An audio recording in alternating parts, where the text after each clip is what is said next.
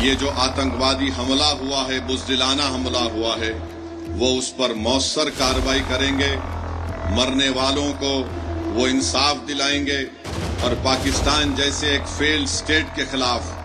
وہ ایک مؤثر کارروائی کریں گے، ایسا اقدام کریں گے کہ دوبارہ پاکستان 100 مرتبہ سوچے گا کہ بھارت کی سرزمین میں آ کر کسی کو مارنے کے بارے میں۔ یہ جو آتنکوادی حملہ ہوا ہے، بزدلانہ حملہ ہوا ہے، وہ اس پر مؤثر کارروائی کریں گے، مرنے والوں کو وہ انصاف دلائیں گے، اور ہم امید کرتے ہیں کہ ہمیشہ کے لیے پاکستان سے جو آتنکوادی ہمارے دیش میں آ کر معصوم لوگوں کی جانیں لیتے ہیں، چاہے وہ ہماری بیٹیاں ہوں یا پھر وردی پہننے والے ہمارے نوجوان بیٹے ہوں، ان آتنکوادی حملے کو ختم کرنے کے لیے ہم امید کرتے ہیں کہ دیش کے پردھان منتری پاکستان سے آئے ہوئے آتنکوادی اور پاکستان جیسے ایک فیلڈ اسٹیٹ کے خلاف وہ ایک مؤثر کارروائی کریں گے، ایسا اقدام کریں گے کہ دوبارہ پاکستان 100 مرتبہ سوچے گا کہ بھارت کی سرزمین میں آ کر کسی کو مارنے کے بارے میں۔ میرے عزیز دوستوں اور بزرگوں، میں آپ کو یہ بتانا چاہتا ہوں کہ پاکستان یہ پوچھ رہا ہے کہ بھارت کے پاس اگر کوئی پروف ہے تو دو۔ ارے بے شرمو، کیا ہم نے تم کو پٹھان کوٹ میں بلا کر نہیں دکھایا تھا کہ پٹھان کوٹ ہمارا ایئر فورس کا بیس میں تمہارے آتنکوادی آ کر وہاں پر کوہرام مچا کر گئے؟ تمہاری لوگ پاکستان سے آ کر دیکھے، اس کے باوجود بھی تم نے ان آتنکوادیوں کے خلاف کوئی ایکشن نہیں لیا۔ 26/11 کا واقعہ ہوا، میں جانتا ہوں آندھرا تلنگانہ میں نظام آباد ایک علاقہ ہے، وہاں کی ہماری ایک بیٹی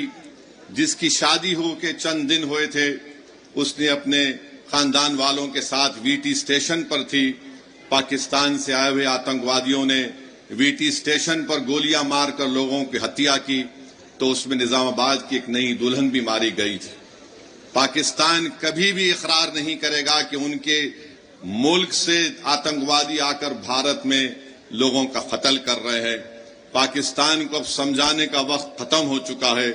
میں بڑی ذمہ داری کے ساتھ جذبات میں لائے بغیر کہہ رہا ہوں کہ یہ وقت جواب دینے کا ہے، یہ وقت سوچنے کا نہیں ہے، ورنہ یاد رکھیے ہر 6 مہینے، ہر 2 مہینے کے بعد یہ آتی ہیں، یا تو ہماری فوج یا ہماری CRPF کے جوانوں کو یا پھر معصوم کشمیریوں کو نشانہ بناتے ہیں۔ تو ہم امید کرتے ہیں کہ ہماری حکومت ان کے خلاف ایک مؤثر اقدام کرے گی۔ جتنے بھی اقدامات، جتنے فیصلے بھارت سرکار نے لیے ہیں، MIM پارٹی اس کی تائید کرتی ہے۔ جیسے بھی ہو، پاکستان کو اگر کمزور کرنے کے لیے ان کی معیشت کو، ان کے اکانومی کو کمزور کیا جا سکتا ہے تو برابر کیا جانا چاہیے، اور جو بھی طریقہ کار حکومت استعمال کرے گی، ہم امید کرتے ہیں کہ آتنکواد ختم ہوگا۔ یہ دیش کا مسئلہ ہے، یہ کوئی سیاسی مسئلہ نہیں ہے، اور لوگوں کو بھی اس پر راجنیتی کرنے کی کوئی ضرورت نہیں ہے۔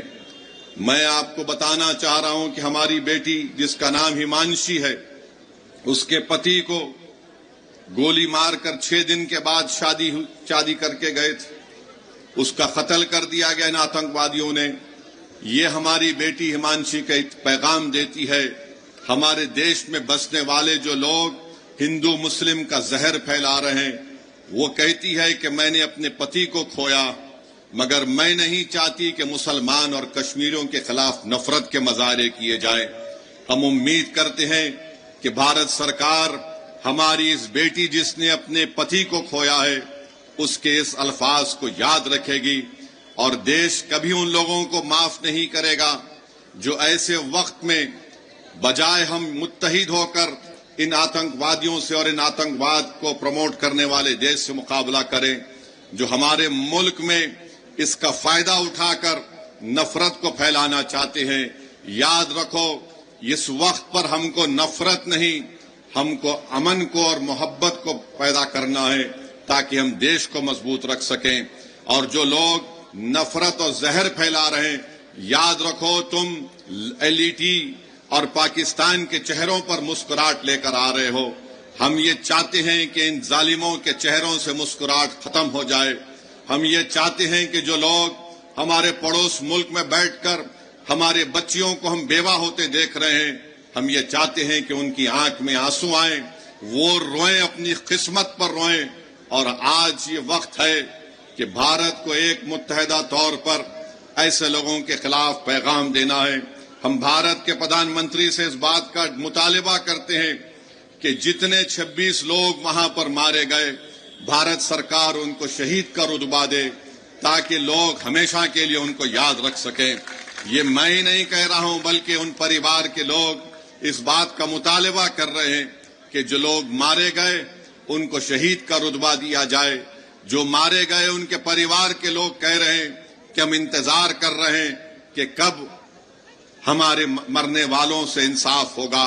ہم امید کرتے ہیں کہ بھارت سرکار ایک ٹھوس اور مضبوط اقدام کرے گی تاکہ آتنکواد کا خاتمہ ہو سکے. دوسری بات میرے عزیز دوستوں اور بزرگوں، میں نے کہا کہ میری خوش قسمتی ہے کہ میں یہاں پر اس تاریخی سرزمین پر آیا ہوں، اور جو لوگ بہار ہو یا بھارت ہو یہاں پر زہر اگل رہے ہیں سماجوں کے درمیان میں، سمودائے کے درمیان میں ان کو یاد دلانا چاہتا ہوں کہ بطخ میاں انصاری نے جو قربانی دی اس کو یاد رکھو. ان کو کہا گیا کہ گاندھی جی کے کھانے میں زہر ملا دیا جائے تو اس شخص نے کہا کہ میں نہیں ملا سکتا، اور جا کر گاندھی جی کو بتا دیا کہ آپ کے کھانے میں زہر ڈال دیا گیا ہے. یہ اور بات ہے کہ کتنی سرکاریں بنی بھارت میں، مگر کسی نے بھی بطخ میاں کو وہ عزت نہیں دی جو ان کو ملنی چاہیے تھی. خیر، بطخ میاں کو عزت نہیں ملی، ہم ان کو ہمیشہ یاد رکھیں گے، اپنی اولادوں کو سکھائیں گے کہ دیکھو یہ وہ شخص تھا، اگر وہ زہر دے دیتا تو گاندھی جی کی ہتیا ہو جاتی، مگر اس شخص نے اپنی جان کی پرواہ نہیں کی. ہم ہمیشہ ایسے مجاہدین کو یاد رکھتے ہیں، اور ہم ہمیشہ اس بات کو آپ سے کہیں گے کہ ایک طرف بطخ میاں انصاری ہے تو دوسری طرف گوڈسے ہے. اس دیش کو فیصلہ کرنا پڑے گا کہ کیا وہ گوڈسے کے زہر کو اپنائیں گے یا پھر بطخ میاں کے اس تریاق کو استعمال کریں گے. جس نے زہر ڈالنے کے لیے کہا گیا تھا اس نے کہا میں گاندھی کو زہر نہیں دے سکتا، میں بھارت سے غداری نہیں کر سکتا. تو یاد رکھو، اگر اس دیش کو وکشت بھارت بنانا ہے تو ہم کو گوڈسے کے زہر کو قبول نہیں کرنا ہے بلکہ بطخ میاں کی محبت کو ہم کو قبول کرنا ہے. تبھی جا کر یہ دیش ایک وکشت بھارت بنے گا. یہ میں آپ کو بولنے کے لیے آیا ہوں. میرے عزیز دوستوں اور بزرگوں، تیسری بات یہ ہے کہ آپ جانتے ہیں کہ یہ ہمارے دیش کے اندر کی بات اب کر رہا ہوں. آپ جانتے ہیں کہ بھاجپ نے ایک ایسا قانون بنایا جس سے مسلمانوں کے ایمان پر حملہ ہو رہا ہے، ہمارے مسجدوں پر حملہ ہو سکتا ہے، ہماری شناخت پر حملہ ہو سکتا ہے، ہماری شہریت پر تو حملہ CAA کا قانون بنا دیا گیا. یاد رکھیے، یہ وفد ترمیمی قانون 2025 جو بنایا گیا ہے یہ صرف اور صرف RSS کی ایک کوشش ہے کہ بھارت کے مسلمانوں سے ان کی مسجدوں کو چھین لیا جائے، ان کی درگاہوں کو چھین لیا جائے، ان کے خانقاہوں کو چھین لیا جائے، قبرستانوں کو چھین لیا جائے، عیدگاہ کو ختم کر دیا جائے، امام باڑوں کو ختم کیا جائے. میں آپ سے اپیل کر رہا ہوں کہ آپ اس کالے قانون کے خلاف